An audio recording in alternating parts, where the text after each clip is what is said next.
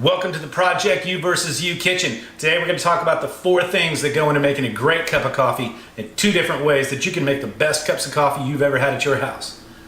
Roll it.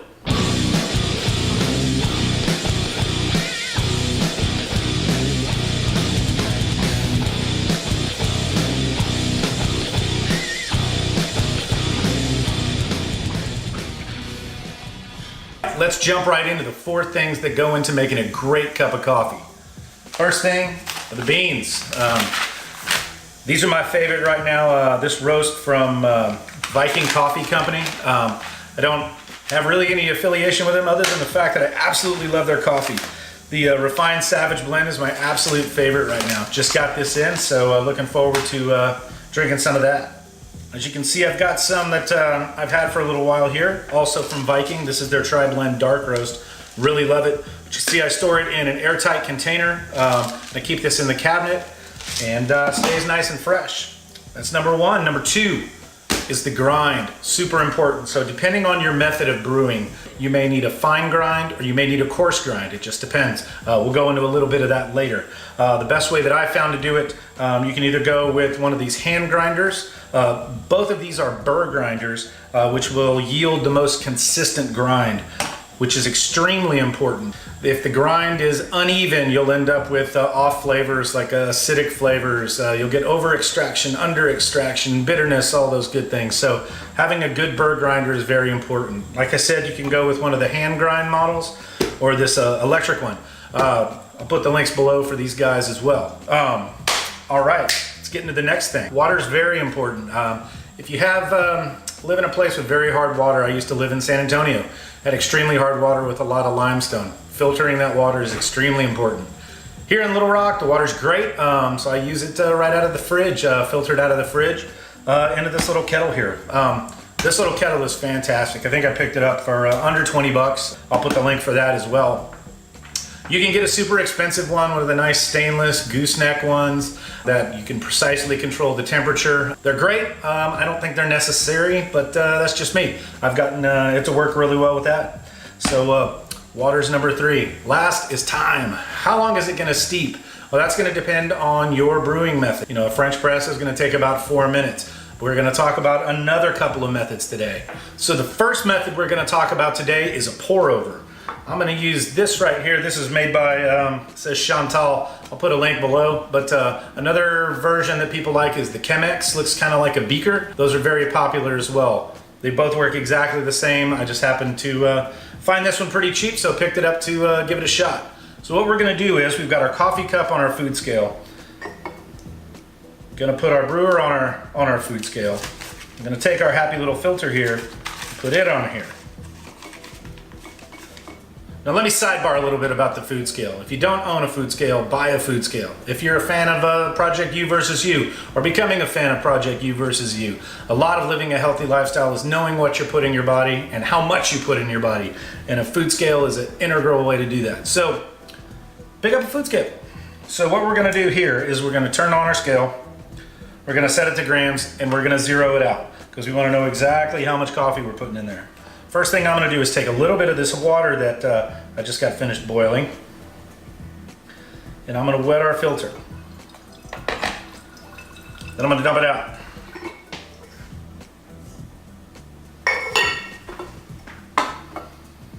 All right, now I'm going to zero it out, and I'm going to take our coarse ground coffee. So this coffee I ground fairly coarse because we're doing a pour over. If we were doing the AeroPress, it would be very fine, but we'll get into that in a little bit. So what I want to do here is, this should be about 18 grams, if I measured correctly earlier. Perfect, right at 18 grams. I'm gonna shake it out a little bit. So now our coffee is ready. Next thing we're gonna do is we're going to pour our water on top and wait about 30 seconds. What we're trying to do is saturate all the grounds, and then we will wait 30 seconds. This is called the bloom. This is where the extraction starts, and we coat all the grounds. So very simply, very gently, pour in a circle.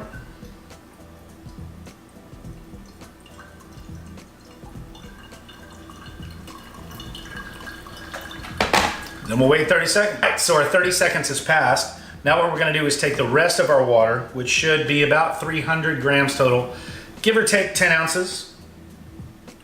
And again, slowly pour.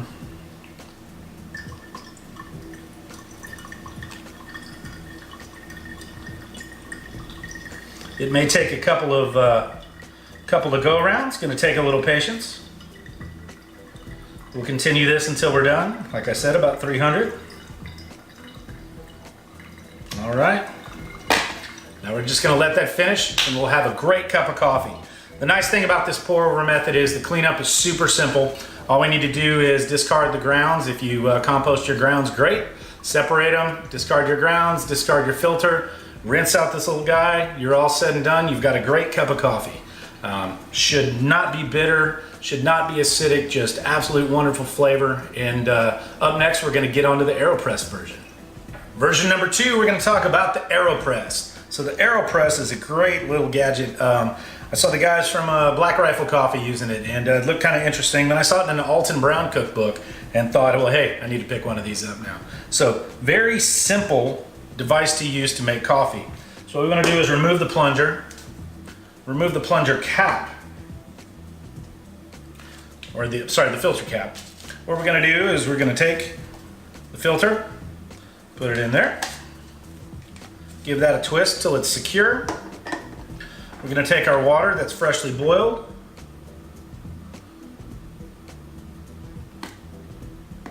just a little tiny bit to wet that filter down.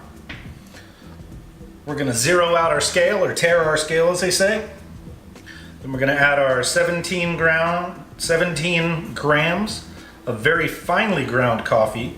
Oops, almost an espresso grind. And we got about half of it on the thing, but yeah, so we've got about 17 grams there, ready to roll. So now we're going to just give that a little shake. Make sure it's nice and even. And very similar to the pour over, we're going to pour just enough to saturate the grounds to start the bloom. I like to give this a little twist.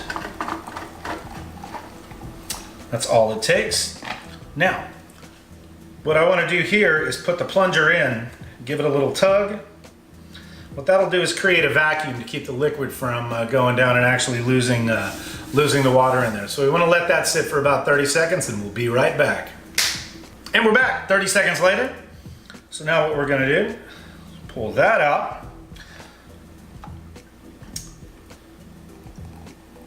We're going to pour the rest of our water in. The AeroPress has numbers on there. What we really want to do is get to where we're about 1/4 inch from the top. Then, give it a little stir. I stir it about 10 times, give or take.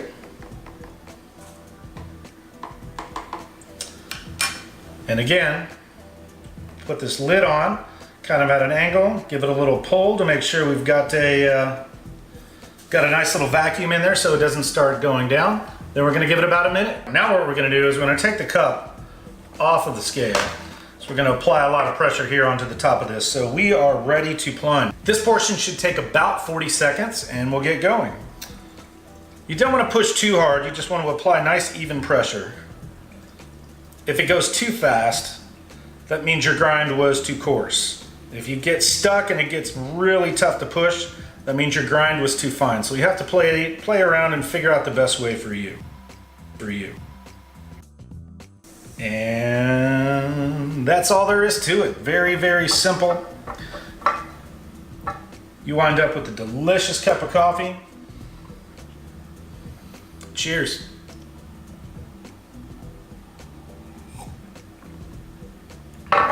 Absolutely delicious. So there you have it. 4 different factors that go into making a great cup of coffee. 2 different ways to make an excellent cup of coffee at your house. If you like this, if you're very interested in what we're doing here, like, subscribe, follow us on Instagram, Twitter, Facebook. Interact with us. Let us know what you want to see. We really hope you enjoy what we're doing. Looking forward to making videos about training and about the mindset for Project You versus You. We'll catch you down the road.